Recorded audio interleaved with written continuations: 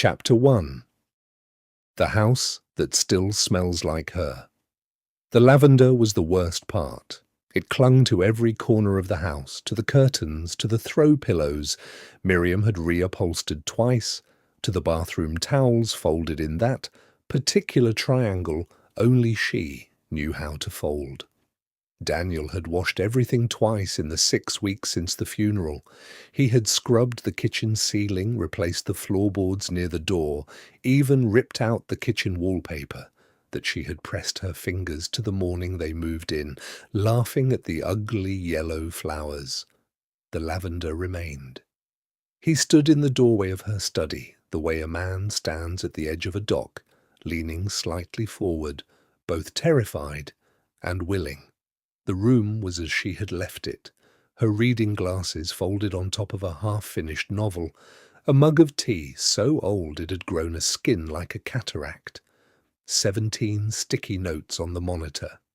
He had read each one and committed them to a kind of grief inventory, grocery lists, a reminder to call her sister, a password he immediately forgot, a short sentence with no context, "Don't forget what morning feels like." Their daughter, Sophie, had stopped eating breakfast downstairs. She was 9, old enough to understand the shape of absence, not old enough to fill it with language. She ate cereal on the floor of her bedroom with the door half open. Daniel had noticed this, the half-open door, and understood it. She wanted to hear him breathe. Grief does not announce itself. It seeps under the door like cold air from a room you were told to stay out of. It was the neighbour, Mrs. Adeyemi, who first mentioned the lights. She said it gently, the way people say things they wish they didn't have to say. Over the fence, one hand pressed flat against the wood, as if she might need to hold herself steady. "Daniel, I don't want to alarm you, but the lights in Miriam's study, they've been on every night this week, past midnight." Daniel told her it must have been him.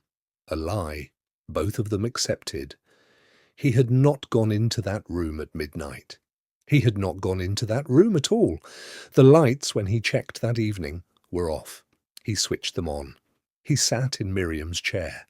The leather was cold, and it was the coldest thing he had ever felt. Colder than her hand in the hospital. Colder than the February dirt they had pressed against her coffin.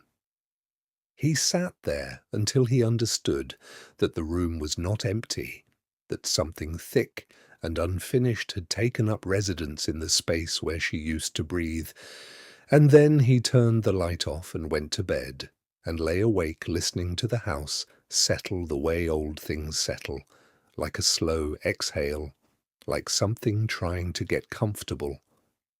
He fell asleep at 3 a.m. and dreamed of her voice. She was saying something just below the threshold of hearing. When he woke, the study light was on.